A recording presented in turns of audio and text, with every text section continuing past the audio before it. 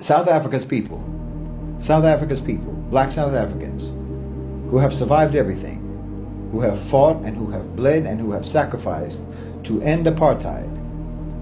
You know something is wrong with this. You can feel that there's something wrong with this. Yes, the anger is real, the economic pain is real, but the diagnosis, you know very well the diagnosis is wrong. You know that you're being shown the wrong enemy.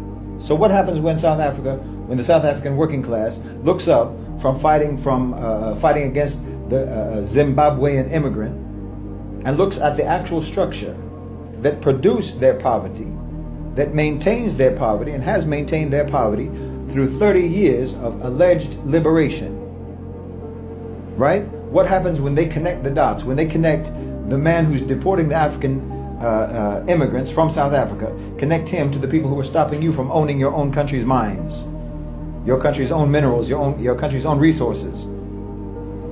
What happens when the continental solidarity that is being undermined by this campaign gets rebuilt, gets repaired? When South Africans and Zimbabweans and Nigerians and Mozambicans all recognize that they're being played against each other by the same people who played them against each other for over a century. I can tell you that the people who are doing this, the people who are managing this, the arsonists who are running this campaign, they know that that's coming. They know that that's coming. That's why they're moving so fast. That's why the deportations are accelerating. That's why the immigration legislation is being pushed through, why it's being rushed through. That's why the campaign is intensifying, even as there's all of this backlash against South Africa online. Because the backlash is what they want. They want to cut you off, they want to alienate you, they want to estrange you from the rest of the continent. They need to do it fast. Because as I said, everyone is also still thinking about Ibrahim Traore.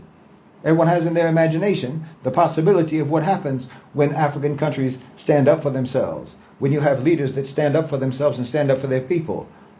When one country becomes two countries, becomes three countries, and they form an alliance, and they all work together to try to protect each other and build each other up. What happens when that happens? What happens if that spreads across the whole continent? That's in the African imagination right now, or it should be anyway. Like I say, I'm an outsider, what do I know? But that should be what you're thinking about. And that's what they're afraid you're thinking about.